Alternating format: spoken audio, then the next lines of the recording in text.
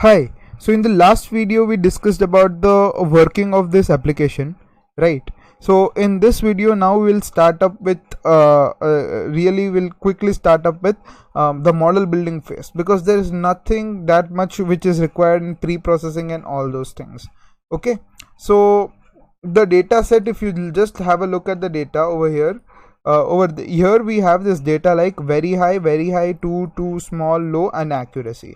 So first thing is, first we need to label this, right, as columns. So the columns for these are buying, maintaining, number of doors, number of persons which can fit into the car, the luggage boot, that means how much big the luggage carriage is at the end. Is it small, is it big, or is it medium? So three categories. And then we have safety, and then the class is what we are gonna predict. Okay, so there are almost like 4 plus 3 7 columns, so we'll be using 6 columns for our training, and they will be our independent features. And the last column, that is this unac and all, unac, and then we have accurate, inaccurate, and all. That is all known as, that is all we have classified it as class label. We have given it as a class column name. So first things first, we need to name the columns. So we have named the columns, and then we are reading the data. So pd.read csv, we are reading this car.data, and then we are giving the names to be call names. Okay, so this will make a data frame with these all things, and additional to this we'll be having the column names at the top, nothing more than that.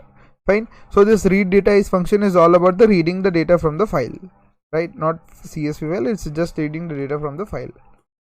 Great.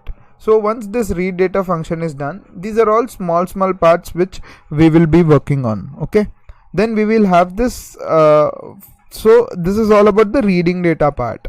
So I just wanted to show you the data first, how the data looks, and then so that it's into an analogy, like how the columns are named and how from where the data is being read, or from which function the data is being read. Great.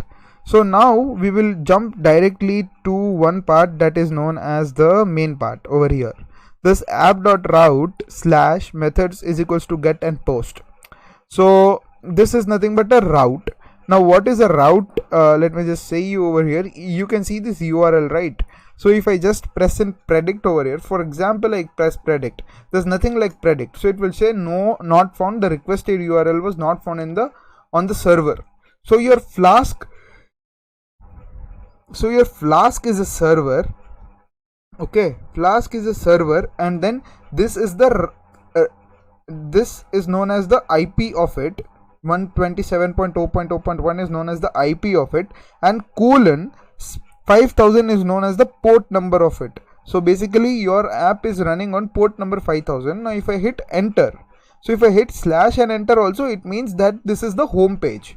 Okay, so on this home page route, this route can take two methods. One is get method and one is post method. Okay, so get method, what get method does is it just sends request and response. That is the mechanism of it. You send the request from your server, you send the request from your machine to the server will respond you. That is get, simple get. And what is post is, post will take data along from your request. Okay, so normal get means you're just sending the request and server is sending you back the response. But in post, you send the request with data. In simple words, I'm saying you send the request with some kind of data, and at the server does some kind of computation at end, and then it sends the results back to the UI. So it will get displayed on your screen. Fine. So this route takes these two methods, get method and post method. That is the meaning. So here we have this hello world function which is defined under this route. So over here, get mappings comma data is equals to label encoding of read data. Now in the starting only I said that we have this read data function, right? What does this read data function do? It reads the data frame from the file. It reads the data from the file and makes a data frame and then sends the data frame. So this read data function will send this data frame. Where this data frame will come? This data frame will come over here. Now this data frame is passed as an argument to which function? Label encoding function. What is this label encoding function doing? Label encoding function is basically taking up the data. So over here, if you have a look at the data for us, okay, if you see the data once, you'll understand the thing. So over here there are no numerical values as such. Numerical in the sense 10.2, 11.2, 11.43, 10.55, 11.67, like that. That is all considered to be as continuous numerical values. But over here we cannot find any of them. We are finding either ordinal numerical values or categorical values. So when we are having this kind of data, like the whole data set is in that way only. So we have to for surely use label encoding or one-hot encoding or some kind of encoding. Okay, so that is why we are using this label encoder, which I imported from sklearn.preprocessing. So once I import this label encoder, I am saying data is equals to df.copy. Get mappings, I am taking it as a dict. This is very important, get mappings thing, because this contains a lot of information. Once I'll discuss. Okay, so for every column in list of data.columns. Now what is data? Data is nothing but the copy of the data frame. We do not want to make changes directly to the data frame. We want to make changes to a copy of the data frame. That is why I made this data is equals to df.copy. So for every column in list of data.columns, so I'm gonna fit this encoder object on that. So basically what this encoding will do is, for example, I have categorical variables like,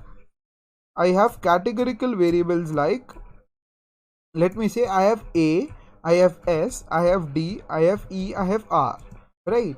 So these are all my categorical variables. Now I need to convert them into numerical variables. So there is one kind of label which you can assign to it.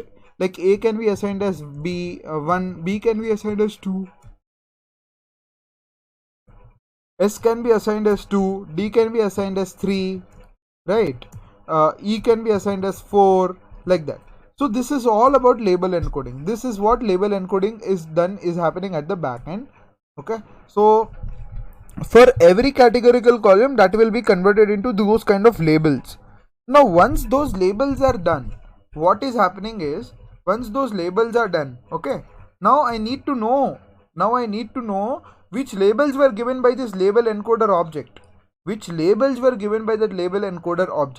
So for that, I have a function known as this encoder object is there, right? This encoder object, which is an object of this label encoder class. It has a method known as, it has a parameter known as classes underscore, right? So classes underscore means these are the classes over here, like A, S, D, E, R. These are the classes. Okay, so this encoder.classes will return a list of them. So over here, what are our classes? A, S, D, E, R. So encoder.classes will return encoder.classes underscore will return me the list of the classes. Okay, this will return me the list of the classes. Fine.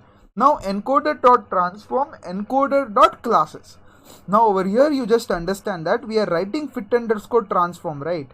So fit underscore transform at the back end, what it is doing, it is kind of giving labels, right? Now what I need to do is I need to do encoder.transform of